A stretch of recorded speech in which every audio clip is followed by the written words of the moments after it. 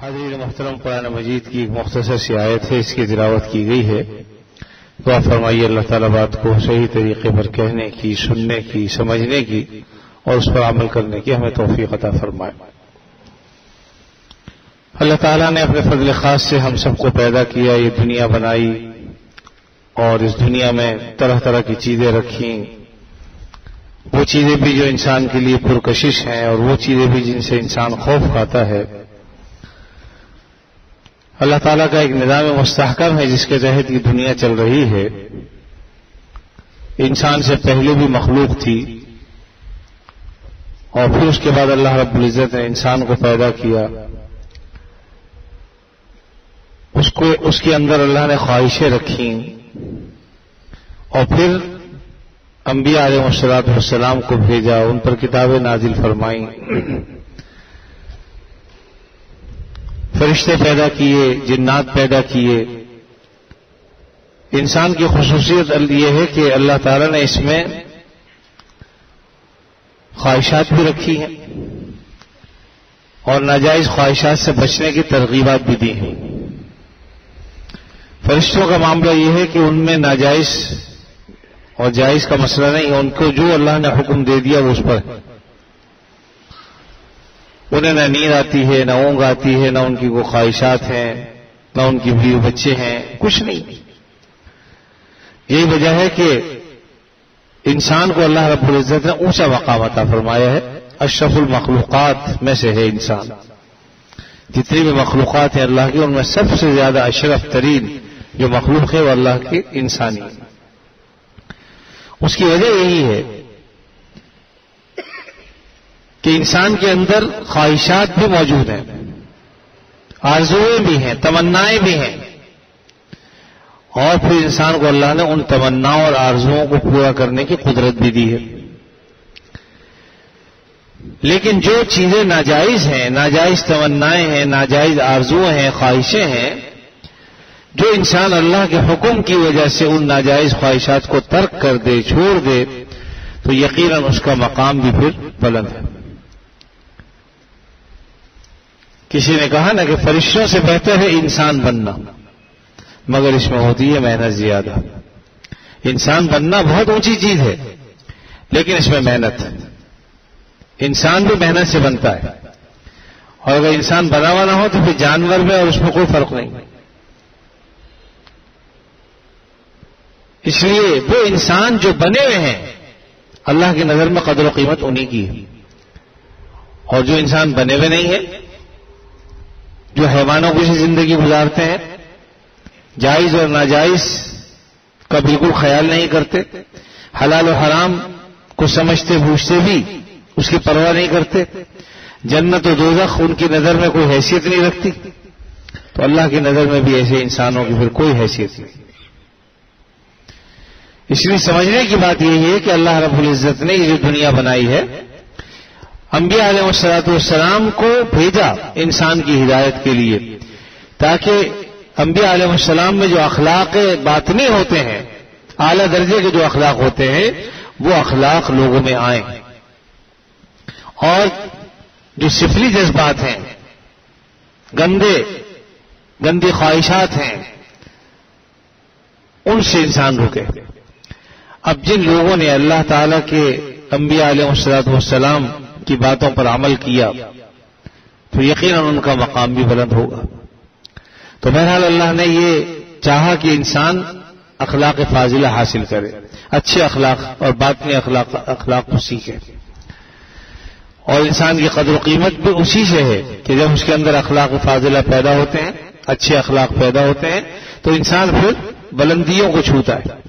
لیکن خدا نہ کرے اگر اس کے اندر اچھے اخلاق نہیں ہے تو پھر انسان پستی کے اندر گرتا چلا جاتا ہے۔ تو اللہ تعالیٰ یہ چاہتے ہیں کہ ایک تو انسان اللہ تعالیٰ کی محبت حاصل کرے، اللہ سے محبت کرے۔ یاد رکھیے جتنے بھی اچھے اعمال ہیں ہم صحیح طریقے پر اسی وقت انجام دے سکتے ہیں جب اللہ کی محبت ہمارے دل میں ہوگی، کیونکہ اگر دل میں یہ خیال ہے کہ اللہ کی محبت ہمیں، اللہ تعالیٰ ہمارے محبوب ہے، اللہ تعالیٰ سے ہم محبت کرتے ہیں، ہم جب نماز ادا کریں گے تو چونکہ وہ اللہ ہی کے لیے پڑھتے ہیں، اس میں اچھے طریقے سے دل لگا کے پڑھیں گے کہ میں اللہ کے لیے پڑھ رہا ہوں۔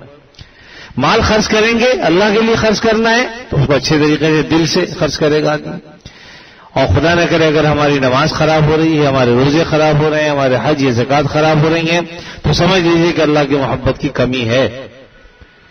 کیونکہ یہ ناممکن ہے کہ اللہ کی محبت ہو اور پھر اچھے اعمال انسان انجام نہ دے، کیونکہ اللہ کو خوش کرنے ہی کے لیے سب کچھ کیا جاتا ہے. اور پھر جب اللہ کی محبت نہیں ہوگی تو دوسروں کی محبت آئے گی. یہ دل جو ہے وہ اللہ نے ایسا بنایا ہے کہ کسی ایک کی محبت تو رکھنی پڑے گی، خالی نہیں رہے گا یہ دل. تو اصل یہی کہ اللہ کی محبت سے اس دل کو بھر کر رکھیے. اگر اللہ کی محبت نہیں رکھیں گے تو مخلوق کی محبت آئے گی، ناجائز محبتیں آئیں گی. دیکھیے نبی کریم صلی اللہ علیہ وسلم جو سارے نبیوں سے افضل الرسل ہیں، سب سے فضیلت والے ہیں، سیدنا صدیق اکبر رضی اللہ تعالیٰ عنہ کس درجے کی محبت تھی آپ کو. لیکن بزرگوں نے لکھا کہ محبت تو اللہ ہی سے تھی، ہاں تعلق سیدنا صدیق اکبر سے بھی تھا. جیسے انسان کا تعلق بیوی بچوں سے ہوتا ہے، اولاد سے ہوتا ہے، بہن بھائیوں سے ہوتا ہے، ماں باپ سے ہوتا ہے، تو وہ تعلق ہوتا ہے. لیکن محبت اللہ ہی سے ہوتی ہے اور اللہ ہی سے محبت رکھنی بھی چاہیے. باقی جتنے بھی تعلقات ہیں وہ اللہ کی محبت کے تابع ہوں گے. پھر تو نبی کریم صلی اللہ علیہ وسلم نے ارشاد فرمایا باوجود اس کے کہ بے انتہا محبت تھی آپ کو ان سے، لیکن فرمایا کہ لو كنت متخذا خلیلا لاتخذت ابا بکر خلیلا. اگر دنیا میں کسی کو اپنا خلیل بناتا، دوست بناتا تو ابو بکر کو بناتا. اس سے کیا پتہ چلا کہ اپنا دوست انہیں بھی نہیں کہا بلکہ خلیل صرف اللہ رب العزت کی ذات. بعض بزرگوں نے فرمایا کہ سیدنا صدیق اکبر رضی اللہ تعالیٰ عنہ کس پائے کے تھے، اس سے سمجھیے ان کی فضیلت کو کہ ان کی مثال ایسے ہے جیسے کہ آئینہ میں کوئی عکس. یعنی یہ سمجھ لیجیے کہ نبی کریم صلی اللہ علیہ وسلم اگر آئینے کے سامنے ہو تو آئینے میں جو عکس آ رہا ہے دراصل صدیق اکبر رضی اللہ عنہ ہے. لیکن اس کے باوجود فرمایا کہ محبت اللہ سے، دوست میرے اللہ تعالیٰ ہے، خلیل میرے اللہ تعالیٰ ہے. اگر میں کسی کو خلیل بناتا تو ابو بکر کو بناتا، لیکن ابو بکر کو بھی نہیں بنایا. کیا مطلب ہے کہ تعلق ہے ان سے، محبت کا تعلق ہے، لیکن جس کو دوست کہتے ہیں، جس کو دل دیا ہے وہ صرف اللہ کی ذات ہے. چنانچہ سارے تعلقات پھر اللہ تعالیٰ کی محبت کے تابع. تو یہ ہے اصل چیز. میں نے جو آیت تلاوت کی تھی اس کا مطلب بھی یا ایھا الناس ان وعد اللہ حق. اے لوگوں اللہ کا وعدہ سچا ہے. کیا اللہ کا وعدہ ہے؟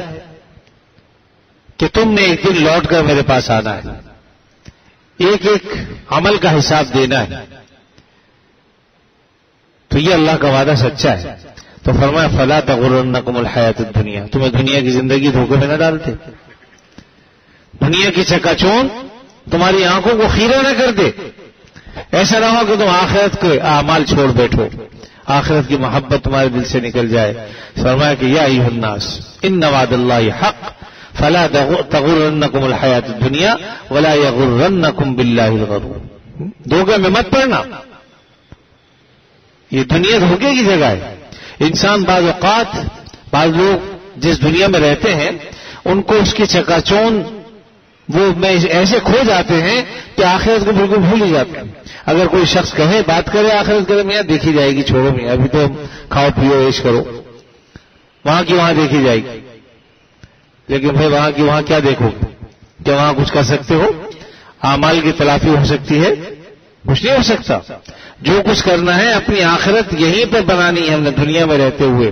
جب تک یہ آنکھیں کھلی ہوئی ہیں ظاہری اعتبار سے، حقیقت میں تو ہماری آنکھیں بند ہیں، اس وقت تک اپنے اعمال کے ذریعے سے ہم نے اپنی آخرت بنانی ہے. البتہ یہ ہے بڑا نازک مسئلہ کہ آدمی دنیا میں رہتے ہوئے دنیا سے دل نہ لگائے، دنیا کی محبت اس کے دل میں نہ آئے. ہے بڑا نازک مسئلہ یہ. وجہ اس کی یہ کہ جب تک ہم دنیا میں ہیں دنیا کے بغیر ہمارا گزارا بھی نہیں.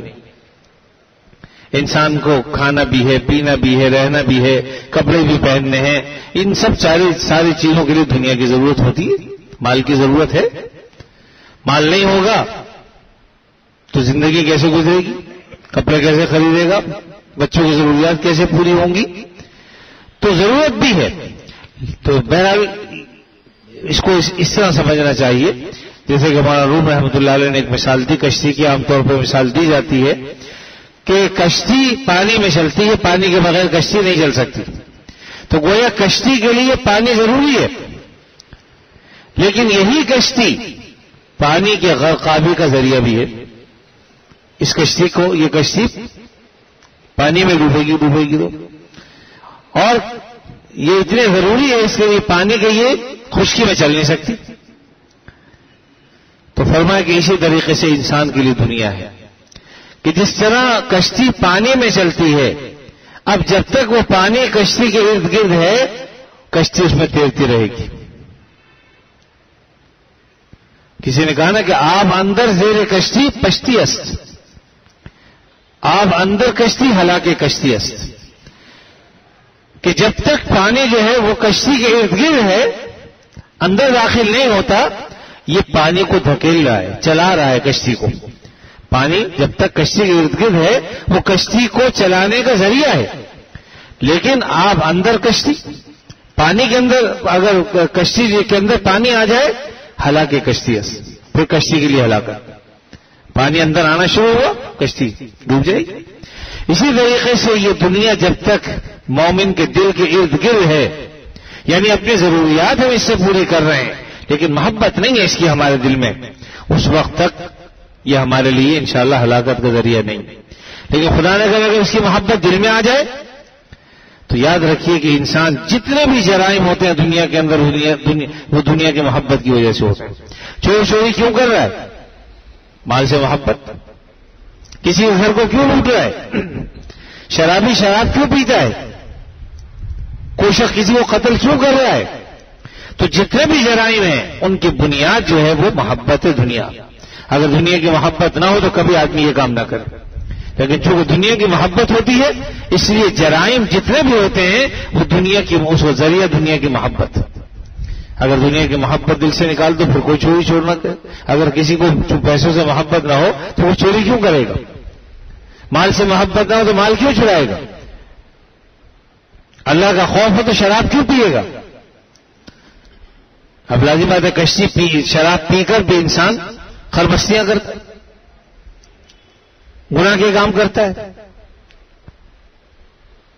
تو اس لیے جتنے بھی جرائم ہیں ان کی بنیادی وجہ دنیا کی محبت کا ہونا ہے. جیسا کہ نبی کریم صلی اللہ علیہ وسلم فرمایا کہ دنیا کی محبت ساری خطاؤں کی جڑ ہے, بنیادی. حب دنیا راس کل خطیئۃ, دنیا کی محبت ہر خطا ہر غلطی کی جڑ ہے, بنیاد ہے. البتہ اتنی باتیں کہ جب یہ ضرورت ہے تو ہم اس ضرورت کو پوری کیسے کریں؟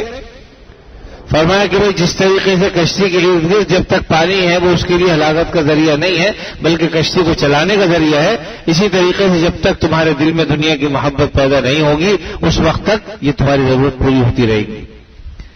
لہذا کشتی کے اندر پانی مت آنے دو, دل کے اندر دنیا کی محبت مت آنے دو.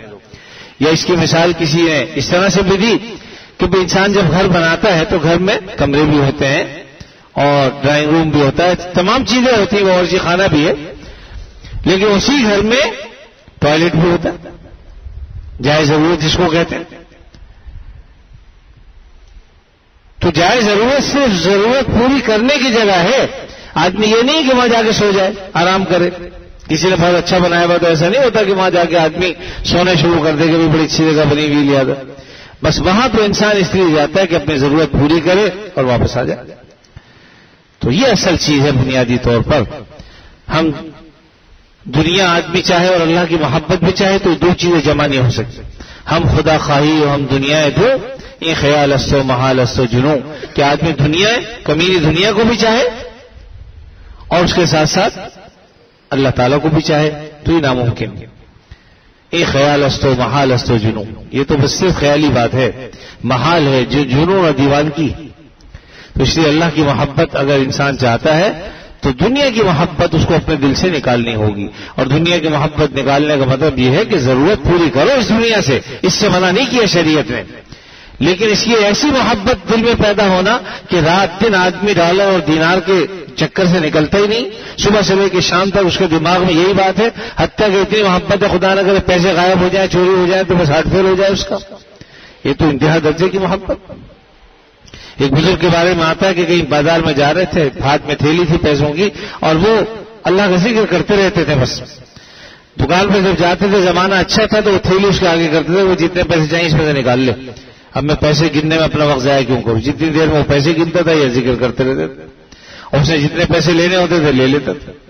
ایک مرتبہ تھیلی لے کے جا رہے تھے، کسی چور کو پتا چلا کہ اس میں پیسے ہیں، وہ تھیلی چھین کے بھاگ گئی. تو انہوں نے پیچھے مڑ کے بھی نہیں دیکھا کہ کہاں میں اس کے چکر میں پڑوں گا، کون تھا اور کیا کہاں چلا گیا، چلتے رہے. تو دنیا کی اتنی محبت بھی ان کے لیے دل میں نہیں تھی کہ وہ خالی یہی دیکھ لیتے کہ کون تھا کس نے چرائے پیسے. اور بعد میں پھر اللہ تعالیٰ نے ان کی اس درد دل کی وجہ سے، اللہ کی محبت کی وجہ سے یہ کیا کہ وہ چور بھاگتا رہا، گلیوں میں دوڑتا رہا، رستہ ہی نہیں ملتا تھا. بڑی مشکل میں آ گیا، پیٹ میں درد ہو گیا اس کو. بالآخر وہ کسی کے پاس گیا تو اس نے کہا بھائی تو نے عمل کیا کیا؟ اس نے کہا جی اس طرح میں نے آج تھیلی لے کے بھاگوں. کہنے لگا بس چلا جا، واپس جا کے ان سے معافی مانگ، واپس کر کے آ، جب تک ٹھیک نہیں ہوگا. تو ڈھونڈ ڈھانڈ کے وہاں پر پہنچے، کہا بھی واپس کیوں آ گیا؟ مجھے تو خیال بھی دل سے نکل گیا تھا اس کا. فرمایا کہ حضرت بات یہ ہے کہ آپ کے دل سے تو نکل گیا، لیکن میں جب جانا چاہتا ہوں ہر گلی بند ملتی ہے مجھے، کہیں راستے نہیں ملتا جانے کا، اور میرے پیٹ میں الگ تکلیف. تو آپ یہ تھیلی خدا کے لیے واپس لے لیں. فرمایا کہ بھائی میں نے تجھے معاف تو اسی وقت کر دیا تھا جب تو لے کے چلا گیا تھا، لیکن بہرحال اب تو یہ لے جا اور جا. بعد میں گیا تو اللہ نے تکلیف بھی دور کر دی. یہ بات یہ کہ بعد اللہ کے بندے ایسے گزرے کہ دنیا کی محبت چھو کے بھی نہیں گزری. ہمارے مفتی شیخ صاحب رحمۃ اللہ علیہ فرمایا کرتے تھے کہ ہندوستان میں ایک چھوٹا سا باغ تھا جس کی دیکھ بھال میں کرتا تھا، لیکن جب ہجرت کے بعد یعنی پاکستان آ گئے تو الحمدللہ کبھی باغ کا دل میں خیال بھی نہیں آیا کہ باغ چھوڑ کے آئے ہم اپنا. تو یہ اصل وہ چیز ہے کہ جو چیز چلی گئی اللہ تعالیٰ عطا فرما دے. اور آدمی یہ سوچے کہ میں جب پیدا ہوا تھا تو کیا لے کے آیا ہوں اپنے ساتھ؟ کیا کچھ تھا اپنے ہاتھ میں؟ کچھ بھی نہیں تھا. آدمی آتا ہے خالی ہاتھ اور جائے گا بھی خالی ہاتھ، لے کے بھی کچھ نہیں جائے گا. اور اس دوران اللہ تعالیٰ جو فوائد حاصل کراتے ہیں اس پر اللہ کا شکر ادا کرے. یہ نہ ہو کہ دنیا کی محبت ایسی دل میں آ جائے کہ اپنے عزیز کا حق ادا کر رہا ہے، نہ رشتے داروں کا حق ادا کر رہا ہے، نہ اپنے دوست اور عزیزوں کا حق ادا کرتا ہے. تو یاد رکھیے اللہ نے یہ جو مال یہ دولت سب دی ہے یہ اصل میں ہمارے لیے آزمائش. قرآن مجید میں اللہ نے فرمایا انما اموالکم واولادکم فتنہ، تمہارا مال اور تمہاری اولاد یہ فتنہ ہے. فتنہ آزمائش کو کہتے ہیں. یعنی اللہ تعالیٰ جو یہ مال دیتے ہیں تو آزماتے ہیں اس کے ذریعے سے کہ اس مال کو یہ کہاں خرچ کرتا ہے، اللہ کے راستے میں خرچ کرتا ہے یا ناجائز امور میں خرچ کرتا ہے، ضرورت مندوں میں خرچ کرتا ہے یا ویسے اڑا رہا ہے فضول خرچی میں. اسی طرح اولاد کی محبت میں جائز اور ناجائز کی تمیز کرتا ہے کہ نہیں کرتا. تو اللہ نے یہ اولاد یہ مال یہ سب کچھ اسی لیے عطا فرمائے ہیں کہ بوقت ضرورت انسان کو جانچا جائے آزمایا جائے کہ اس مال کی محبت میں اس اولاد کی محبت میں کہیں اللہ کی نافرمانی تو نہیں کر رہا ہر وقت. تو اس لیے عزیز اللہ تعالیٰ جو مال عطا فرمائے اس پر اللہ کا شکر ادا کرو. اور شکر کا طریقہ یہ ہے کہ اللہ تعالیٰ کے اس مال کو جو اللہ ہی نے اپنے فضل سے عطا فرمایا ہے ضرورت مندوں پر خرچ کرو. یہ مال ایسی خراب چیز ہے بعض اوقات گھروں کے اندر لڑائی جھگڑے فتنہ اور فساد پیدا ہوتا ہے. ایک صاحب آج ہی اپنا ایک مسئلہ بیان کر رہے تھے کہ مکان ہے میاں بیوی میں 14-15 سال سے لڑائی آپس میں، وہ ہے کسی اور کے نام، اتفاق سے وہ زندہ بھی ہے. تو وہ کہتی ہے میری بیوی کہتی میرے نام کر دو، شوہر کہتا ہے میں اپنے نام کروں گا، اور اگر کرنا ہی تو ہم دونوں آدھا آدھا اپنے نام کر لیتے ہیں. اس پہ لڑائی اور جھگڑے اور فتنہ فساد 14 سال ہو گئے اور ابھی بھی فیصلہ نہیں ہوا کہ کیا کرنا کیا نہیں. تو بیچارے آج مشورے کے لیے تو میں نے کہا میں تو کہتا ہوں بیچ دو، جن کا ہے وہی بیچیں گے لازم بات ہے، لیکن ان کی عمر بیچاریوں کی ایسی ہو گئی کہ لیکن یہ کہ بہرحال جو ان کو بات کہنی تھی میں نے کہی. لیکن اس مال کی وجہ سے کہ گھر پر بچے ہیں 2-3 لیکن وہ بھی آپس میں لڑائی جھگڑے فتنہ فساد، شوہر اور بیوی کے درمیان تعلقات خراب، صرف مال. تو اس مال کی محبت کی وجہ سے گھر کے گھر برباد ہو جاتے ہیں، تباہ ہو جاتے ہیں. تو اس لیے بہرحال اللہ نے اگر دیا ہے تو اس کو اللہ کی بندوں کی ضرورتوں پر خرچ کرو، اپنی ضرورتوں پر خرچ کرو، اپنی اولاد کی ضرورتوں پر خرچ کرو، جائز جگہوں پر، ناجائز جگہوں پر خرچ مت کرو. قرآن مجید میں اللہ نے فرمایا کہ ان المبذرین کانوا اخوان الشیاطین، فضول خرچی کرنے والے شیطان کے بھائی ہیں. وکان الشیطان لربہ کفورا، اور شیطان اپنے رب کا ناشکر ہے. تو اس لیے فضول جگہوں میں خرچ مت کرو. اسی لیے اللہ نے یہ بھی فرمایا وَلَا تَجْعَلْ يَدَكَ مَبْسُوطَةً إِلَىٰ عُنُقِكَ وَلَا تَبْسُطْهَا كُلَّ الْبَسْطِ فَتَقْعُدَ مَلُومًا مَحْسُورًا وَلَا تَجْعَلْ يَدَكَ مَغْلُولَةً إِلَىٰ عُنُقِكَ، کہ اپنے ہاتھ کو جو ہے اپنے گردن سے باندھ کے مت بیٹھ جاؤ کہ جیب میں نہ ڈالو، خرچی نہ کرو. وَلَا تَبْسُطْهَا، اور نہ اس کو اتنا کھول لو گے بس جو آ رہا ہے اس کو دے رہا لٹا رہو. تو ہوگا کہ اگر ایسا کرو گے دونوں صورتوں میں، اگر ہاتھ کو گردن سے باندھ دیا اور کسی ضرورت کی جگہ پر بھی خرچ نہیں کیا، یہاں تک کہ جان نکل گئی لیکن مال نہیں نکلا، یا اپنے مال کو بے دریغ خرچ کر رہے ہیں جائز ناجائز کو دیکھے بغیر، فتقعد ملوما محسورا، کہ ایک دن ایسا ہوگا کہ تم خود اپنے آپ کو خود ملامت کرو گے، افسوس کرو گے. جہاں ضرورت ہو خرچ کرو، منع نہیں. جہاں ضرورت نہیں ہے وہاں کنجوس بن جاؤ، تو یہاں نہیں خرچ کریں گے. جائز جگہوں پہ خرچ کیجیے، ناجائز جگہوں سے بچائیے اپنے مال کو. مشکل سے مال کماتا ہے انسان، اور حلال رزق کو ویسے مشکل سے آتا ہے، تو اس پیسے کو پھر ناجائز جگہوں پر بھی خرچ مت کیجیے. بہرحال دنیا کی محبت ساری خطاؤں کی جڑ ہے، دنیا کی محبت. تو اللہ تعالیٰ نے اس دنیا میں ہمیں پیدا کیا ہے دنیا کی ضرورتوں سے فائدہ حاصل کرنے کے لیے بھی کہا. یہ نہیں کہ اس سے فائدہ حاصل نہ کریں، لیکن جس قدر ضرورت ہے اس قدر فائدہ حاصل کریں. یہ نہ ہو کہ رات دن ایسے خیالات باطل میں ہم پھنس جائیں کہ اب آخرت کا ہمیں خیال ہی نہیں آتا. صبح شام رات دن اسی فکر میں لگے ہوئے. بعض لوگ صبح گھر سے نکلتے ہیں تو رات کے 1 بجے 2 بجے گھر میں داخل ہوتے ہیں، اور پھر آگے گھر میں جو سوتے ہیں تو دن کے 12-1 بجے پھر گھر سے نکلتے ہیں. رات دن اسی چکر میں نہ بیوی کو محبت دے رہے، نہ ماں باپ کو دے رہے، نہ اولاد کو دیتے. نتیجتاً دنیا تو ان کے بعد ڈھیر لگ گئی، لیکن اپنی نہ اولاد کی طرف توجہ ہے نہ کسی طرف توجہ ہے. ایک صاحب ہمارے دوستوں میں سے ہیں، وہ اب بھی مدینہ منورہ میں حالانکہ رہتے ہیں، اللہ تعالیٰ رسول سے سمجھ عطا فرمائے.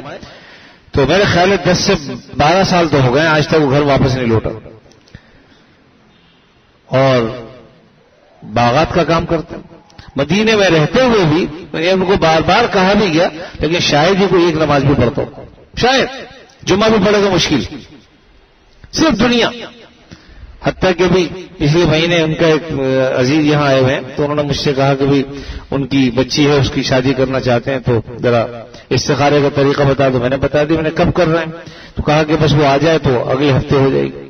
لیکن اب تک تو پہنچے نہیں، 2 مہینے ہو گئے اس بات کو.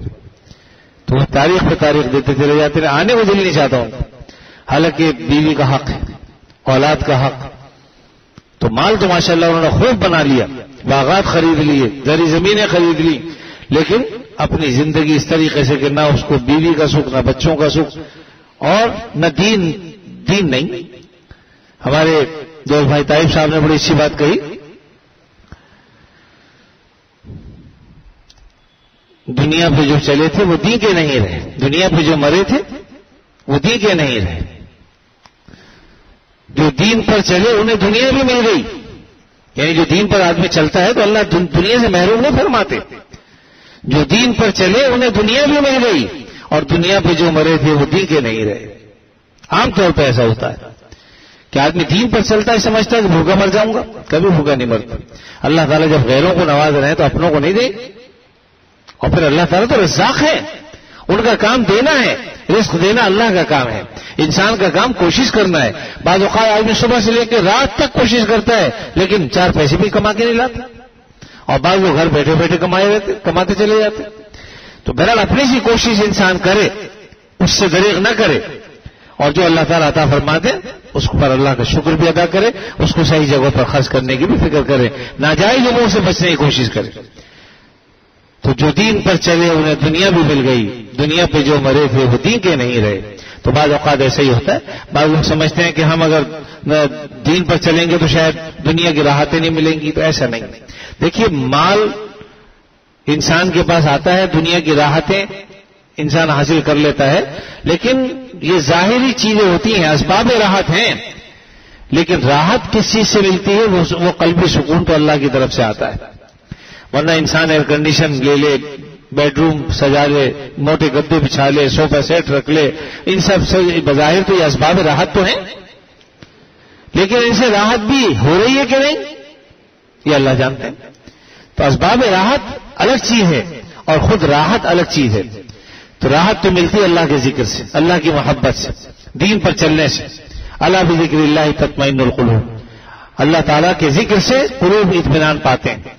تو اس لیے میرے عزیز، دنیا میں اس قدر گھل مل جانا، اس قدر رات دن اس کی فکر میں رہنا کہ اپنی آخرت کو انسان بھول جائے، یہ بات مناسب نہیں۔ ورنہ شریعت نے نہ کمانے سے منع کیا ہے، نہ دنیا کمانے سے روکا ہے، بلکہ جائز طریقے سے اللہ تعالیٰ عطا فرمائے تو اس کو شکر ادا کرے آدمی۔ اور یہ دیکھیے زکوٰۃ کا نصاب ہے، صدقات ہیں، دیگر جو چیزیں ہیں وہ کس لیے؟ یہ مسائل اسی لیے ہیں کہ مال اگر نہیں ہوگا تو زکوٰۃ کہاں سے دے گا؟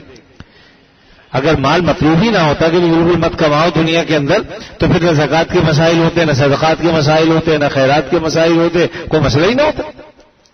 لیکن چونکہ سارے مسائل بھی ہیں تو اسی لیے ہے کہ مال ہوگا تو زکوٰۃ دے گا، مال ہوگا تو حج کرے گا، مال ہوگا تو صدقات اور خیرات کرے گا۔ اس لیے جب اللہ تعالیٰ یہ عطا فرمائے تو اس کا ایک تو شکر ادا کرے، اور شکر کی ادائیگی کے دو طریقے، ایک تو یہ کہ زبان سے کہے گا الحمدللہ وشکر للہ، یہ کہتا رہے زبان سے، اور دوسرا طریقہ عملی ہے کہ اللہ کی نافرمانی میں نہ لگے۔ جس اللہ نے ہمیں نوازا ہے، عطا فرمایا ہے، اس اللہ کی نافرمانی کرنا یہ محبت کی کمی کی دلیل ہے۔ نماز نہیں پڑھ رہا ہے، روزے نہیں رکھتا، حج نہیں کرتا، زکوٰۃ نہیں دیتا، تو اللہ تعالیٰ نے سب کچھ عطا فرمایا، لیکن اس کے باوجود بندگی کا حق ہم ادا نہیں کر رہے۔ یاد رکھیے کہ جو فرائض ہیں یہ تو بندگی کے حقوق میں سے ہے۔ ہم نماز پڑھتے ہیں تو کوئی شکریہ کی بات نہیں ہے کہ اللہ تعالیٰ ہمارا شکریہ ادا کریں، یا یہ تو ہمارے اوپر فرض ہے کہ نماز ہم پڑھیں، روزہ رکھیں، زکوٰۃ دیں، مال دیا ہے اللہ نے تو حج کریں، یہ جان دی ہے، موقع ہے تو جہاد کریں، یہ سب چیزیں۔ لیکن اس کے ساتھ ساتھ یہ سمجھ لیجئے کہ جتنی نفلی عبادات ہیں ان کو بھی انجام دینا چاہیے، اور یہ نفلی عبادات اللہ تعالیٰ سے محبت کا حق ہے، وہ بندگی کا حق ہے کہ وہ ہمارے رب ہیں، ہم اس کے بندے ہیں، اس لیے اللہ نے جو چیزیں ہم پر فرض کی ہیں وہ ہم ادا کریں گے، یہ بندگی کا حق ہے۔ اور ایک حق ہے محبت کا حق، وہ ہے نفلی عبادت۔ تو جتنی نفلی عبادات ہیں یہ سارے کے سارے اللہ تعالیٰ سے محبت کے حقوق ہیں۔ اب جتنی محبت جس کو ہوگی اتنی ہی وہ اللہ سے محبت کرے، اتنا ہی اللہ تعالیٰ کی اطاعت میں آگے بڑھے گا۔ اس لیے ہم اگر اپنا جائزہ لینا چاہتے ہیں کہ اللہ تعالیٰ سے ہمیں محبت ہے یا نہیں، اللہ کو ہم سے محبت ہے یا نہیں، تو ہم دو طرف کا جائزہ لے سکتے ہیں۔ اگر ہمارا دل اللہ کی اطاعت میں لگتا ہے، نفلی عبادات میں لگتا ہے، تو سمجھ لیجیے کہ ہمیں اللہ کی محبت حاصل کی، اور اللہ تعالیٰ توفیق دے رہے ہیں تو اللہ بھی ہم سے محبت کر رہا ہے، تبھی تو توفیق دے رہے ہیں اطاعت کی۔ تو اس لیے یہ جو نیکیوں کی طرف انسان مائل ہوتا ہے، سمجھ لے کہ اللہ تعالیٰ کا جو ہے وہ اللہ تعالیٰ ہماری طرف رجوع فرما رہے ہیں، اللہ تعالیٰ ہماری طرف توجہ فرما رہے ہیں، اور ہم جب نماز میں دل لگا رہے ہیں عبادات میں تو انشاءاللہ ہماری طبیعت بھی اللہ کی طرف مائل ہے، اس سے محبت ہے، تبھی تو ادا کرتا ہے۔ دیکھیے بعض اوقات دنیا کا جو محبوب ہوتا ہے اس کو کوئی خواہش ہوتی ہے کہ مجھے انگوٹھی لا دو مثلا، یا مجھے یہ جوڑا چاہیے۔ اب آدمی کہیں نہ کہیں سے ادھر ادھر سے کچھ نہ کچھ کر کے ضرور کوشش کرتا ہے کہ وہ جوڑا بھی خرید لے، وہ انگوٹھی بھی خرید لے، اس کی پسند کی چیزیں جمع کرنے کی کوشش کرتا ہے۔ اسی طریقے سے اگر اللہ کی محبت ہمارے دل میں ہوگی تو اللہ تعالیٰ جو کچھ چاہتے ہیں وہ بھی انسان حاصل کرنے کی کوشش کرتا ہے کہ بھئی ہم نمازیں جو فرائض ہیں وہ تو اپنی جگہ پر، اس کے علاوہ اشراق ہے، چاشت ہے، اوابین ہے، تہجد ہے، یہ سب محبت کی دلیل ہے۔ جس طرح آدمی کسی کے تحفے لے کے جاتا ہے، یہ نفلی عبادات یہ بھی تحفے ہیں جو ہم اللہ کی بارگاہ میں پیش کرتے ہیں، کیونکہ وہ اللہ نے فرض نہیں کی ہم پہ۔ نفلی عبادتیں ہیں، ذکر و اذکار ہیں، تسبیحات ہیں، یہ فرض واجب نہیں ہے، لیکن سب کے سب یہ تحائف ہیں جو ہم اللہ کے حضور پیش کرتے ہیں۔ اللہ تعالیٰ کے پاس جب نبی کریم صلی اللہ علیہ وسلم تشریف لے گئے معراج میں تو پوچھا کہ محمد صلی اللہ علیہ وسلم آپ کیا لائے ہیں؟ فرمایا کہ التحیات للہ والصلوات والطیبات، میری تمام قولی عبادتیں، فعلی عبادتیں، جتنی بھی عبادتیں یا اللہ سب آپ کے لیے یہ تحفہ لایا ہوں. وہاں اور کوئی تحفہ کام نہیں آتا. اللہ کے حضور تو یہی تحائف ہیں. اللہ تعالیٰ کو نہ ہمارے گوشت کی ضرورت ہے، نہ پوست کی ضرورت ہے، نہ اس کو جو ہے وہ پھل چاہیے، وہ سب تو اس نے ہمیں عطا فرمایا ہوا ہے. لیکن اللہ تعالیٰ کہتے ہیں ہمارے پھل بھی کھاؤ، ہماری دالیں بھی کھاؤ، اناج بھی کھاؤ، چاول بھی کھاؤ، سب چیزیں کھاؤ، لیکن اپنے آپ کو ہمارے سپرد کر دو، ہم جو کہتے ہیں وہ کام کرو. تو ساری دنیا ہم نے تمہارے لیے بنائی ہے اور تمہیں ہم نے اپنے لیے بنایا. تم ساری دنیا سے فائدہ حاصل کرو لیکن ہماری عبادت کرتے رہو، کیونکہ ہم نے تمہیں اپنے لیے پیدا کیا ہے. وما خلق الجن والانس الا لیعبدون، انسانوں اور جنوں کو اللہ نے اپنی عبادت کے سوا کسی اور کام کے لیے پیدا نہیں کیا. تو اس لیے میرے عزیزو، جتنی محبت اللہ سے ہوگی اتنی ہی عبادتوں میں دل لگے گا، اور جتنی محبت میں کمی ہوگی سمجھ لیجیے کہ اطاعت اور محبت میں کمی آئے گی. اگر کسی کا دل نہیں لگتا سمجھ لے کہ کچھ کمی ہے. میری رات کی دعائیں جو نہیں قبول ہوتی، میں سمجھ گیا یقیناً ابھی مجھ میں کچھ کمی ہے. تو بات یہ ہے کہ رات کو اٹھ کے آدمی دعائیں مانگتا ہے، جب آدمی ادھر سے جواب نہیں آتا ہے، اس طرف سے کچھ وہ نہیں ہوتا، بعض اوقات محسوس کرتا ہے اس بات کو. حالانکہ اللہ تعالیٰ تو کوئی دعا ایسی نہیں جو رد فرماتے ہوں. بعض اوقات اگر ہمیں وہ سمجھ میں نہیں بھی آ رہی ہوتی تو ہمیں اس یقین کے ساتھ مانگنی چاہیے کہ انشاءاللہ اس کے بدلے میں اللہ تعالیٰ اجر و ثواب تو دیں گے ہی دیں گے. آخرت میں جو کچھ عطا فرمائیں گے پھر انسان سوچے گا کہ اس دنیا میں کوئی خواہش پوری نہ ہوتی اور آخرت میں اللہ تعالیٰ سب کچھ عطا فرما دیتے. تو بہرحال اس دنیا میں اللہ نے جو ہمیں عمر جو ہے رکھی ہے ہماری، کسی کی کتنی عمر ہے کسی اللہ حقیقت کا اللہ ہی کو علم ہے، لیکن جتنا بھی وقت ہے اس کو اللہ تعالیٰ کی مرضیات پر خرچ کرنا چاہیے اور آخرت کی فکر بھی ہمیں رکھنی چاہیے. دنیا کی جو محبتیں ہیں وہ ضرورتاً ہیں اور ان کی ضرورت اتنی ہی ہے جتنی کی ہونی چاہیے، اور وہ تعلقات بھی بچوں سے بھی ہونے چاہیے، اولاد سے بھی ہونے چاہیے، دوست احباب سے بھی ہونے چاہیے، ان کے حقوق کی ادائیگی بھی کرنی چاہیے، لیکن اس کے ساتھ ساتھ ان سارے تعلقات کو اللہ کی محبت کے تابع کر دینا چاہیے. اللہ تعالیٰ اپنے فضل و کرم سے مجھے بھی، آپ کو اور تمام مسلمانوں کو اس کی توفیق عطا فرمائے. وآخر دعوانا الحمدللہ رب العالمین. الحمد لله رب العالمين والعاقبة للمتقين والصلاة والسلام على رسوله الكريم سيدنا مولانا محمد وعلى آله وأصحابه أجمعين. لك الحمد على ما قضيت ولك الشكر على ما أعطيت، تباركت ربنا وتعاليت. نستغفرك اللهم من جميع الذنوب والخطايا ونتوب إليك، لا ملجأ ولا منجا ولا ملتجا منك إلا إليك. اللهم إنا نعوذ برضاك من سخطك وبمعافاتك من عقوبتك، وبك منك لا نحصي ثناء عليك أنت كما أثنيت على نفسك برحمتك يا أرحم الراحمين. اے اللہ اپنے فضل خاص سے ہمارے گناہوں کو معاف فرما، ہمیں عافیت نصیب فرما، ہر شر سے فتنے سے اللہ ہماری حفاظت فرما، بیماروں کو شفائے کامل عطا فرما، جو مقروض ہیں ان کے قرضوں کو ادا فرما، جو پریشان حال ہیں ان کی پریشانیوں کو دور فرما. یا اللہ ہم سب کو رزق حلال عطا فرما، وسعت کے ساتھ عطا فرما، اپنی ذات کے سوا کسی کا محتاج نہ بنا، کسی کے آگے ذلیل نہ فرما، کسی کے آگے رسوا نہ فرما. اے اللہ دنیا اور آخرت میں ہماری پردہ پوشیاں فرما. یا اللہ وہاں پر بھی پردہ پوشیاں فرما، یہاں پر بھی پردہ پوشیاں فرما.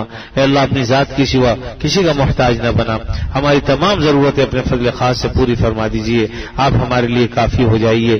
اے اللہ اپنے فضل و کرم سے ہمیں ہر مشکل سے، ہر مصیبت سے اے اللہ نجات عطا فرما دیجیے، راحت عطا فرما دیجیے. ایک صاحب پریشان ہیں اور ان کی اہلیہ بھی ان کے ساتھ ہیں، ان کی فلائٹ تھی کر وہ مس ہو گئی اور کسی وجہ سے رہ گئے اور کچھ پریشانی ہے، قانونی طور پر دعا فرمائیے اللہ تعالیٰ ان کی پریشانیاں دور فرما دے اور عافیت کے ساتھ اپنی منزل مقصود تک پہنچا دے. اسی طریقے سے بہت سے لوگ ہیں جو پریشان حال ہیں اور مختلف خواہشات وہ رکھتے ہیں. اے اللہ ان سب کی جائز حاجتوں کو اپنے فضل و کرم سے پورا فرما دے اور مشکلات کو حل فرما کر آسانیاں پیدا فرما دے.